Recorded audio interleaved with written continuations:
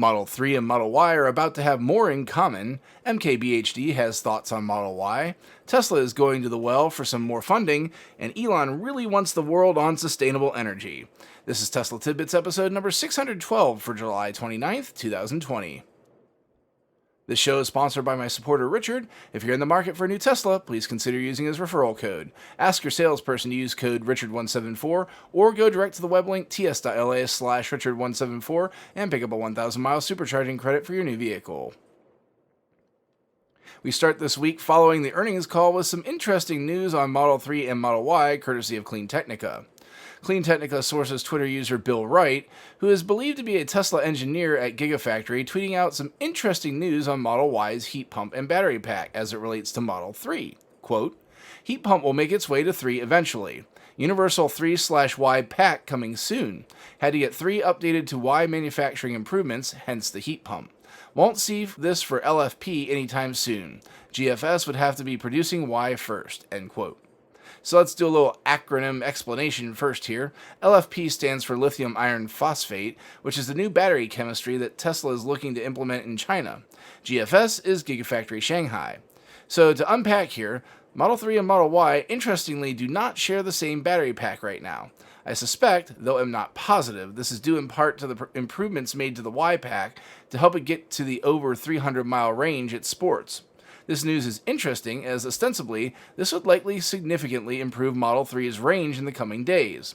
If it is also cheaper as well, this could feed further into my theory that Model 3 will soon join Model Y in only having a long-range pack available.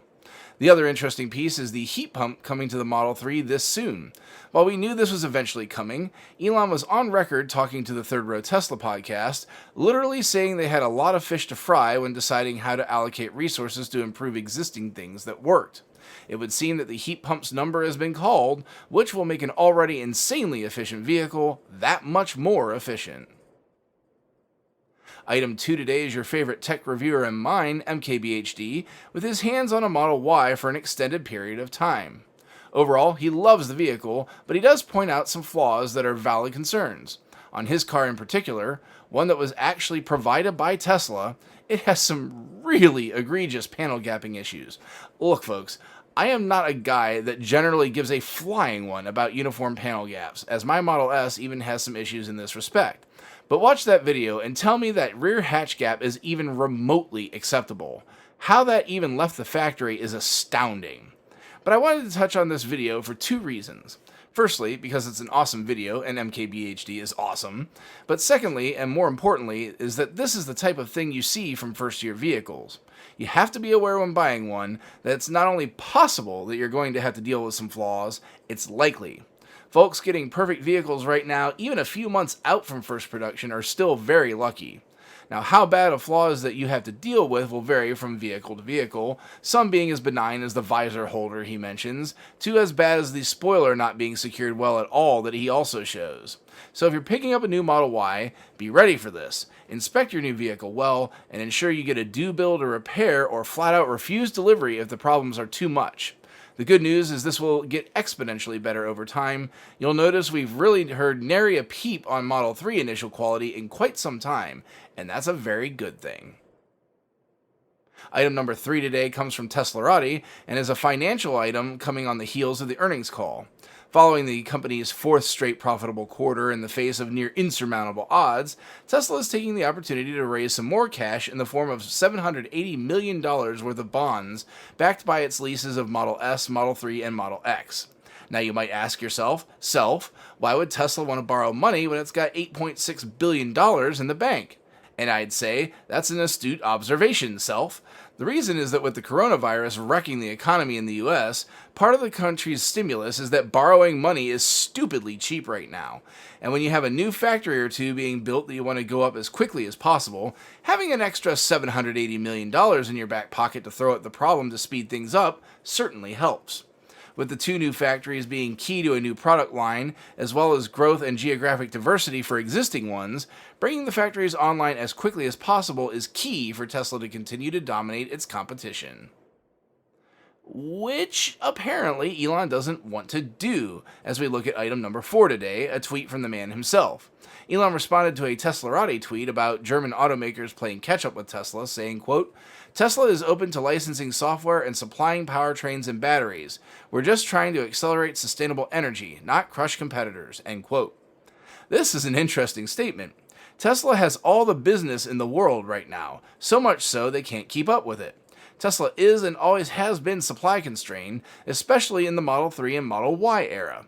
I'd say that the company needs to finish multiple additional factories that provide them excess manufacturing capacity before even entertaining such an idea. But it yet again shows Elon really only cares about preserving this blue ball, whether he can currently do what's necessary or not. It's also interesting because it does put other competitors in an interesting situation. Make their own stuff, which still has yet to be anywhere near the same league as Tesla from a performance and efficiency standpoint, and doom a product on arrival, or admit you don't have any idea how to make a good EV and just OEM Tesla, while further funding their business with your dollars and taking the PR hit that your vehicle doesn't even contain your own drivetrain or battery pack. It's very similar with licensing the supercharger network. It's a bad look and almost an impossible choice for a legacy automaker to make. Now, if I were a new EV manufacturer just coming on the scene, I'd totally be hitting Tesla up to see what this might cost. It would be the quickest way to production, taking some of the most complex engineering out of the equation, and letting the new entrant just focus on the aesthetics of the vehicle. Down the line, they could choose to go it on their own if they were able to summon the engineering talent to do so. We'll see if anybody bites on the offer, but my magic 8-ball says this is doubtful. In a late-breaking story that I'm adding after I'd already written the show, becoming our last story of the day, I received an anonymous tip on a neat test Tesla is performing for Cybertruck. My tipster had work being done on their Model S, and the mobile repair tech had a rather curious object where a front license plate should have been. Turns out, it was a hunk of Cybertruck metal. The tech stated they're one of only 10 techs in rural areas that received this metal back in March this year to run on their mobile units for corrosion observation. Unfortunately, no pics, as the tech probably already said too much, which is why my tipster wanted to remain anonymous to protect the tech. They said it was basically license plate sized, with the same thickness, and seemed to have a shine to it apart from the road grime and bug guts on it. The license plate that should have been there was moved to the side, and horrifyingly, they ran screws through the car to attach it. My source is hoping to try to surreptitiously snap a pic if they can at another time, so if they can manage it, I'll pass it along on Twitter. That will do it for today's show. Thanks to all my patrons supporting the show at patreon.com/Tesla Tidbits. And as always, a special shout out to all the super patrons supporting the show at the $10 plus level. They are Ryan Scarborough, Lee Sweet, William Henry Crew III, Dory and Steve Guberman, Ralph and Cheryl Waterhouse, Todd Sullivan, Mitch Long, Zortek LED Canada, Morvan Og, Raymond and Deborah Malkowitz, T Sportline, Vicky Kirk, Ricky Johnston, Nathan Garza, Ed Patterman, Sunil Joseph, Joy Rodriguez, and Brad Lettner. If you have feedback for me, the best way to be heard is to tweet at Tesla Tidbits and use the hashtag AskTeslaTidbits if you'd like your question to be considered for the show. Until next time, keep it charged and hit the road.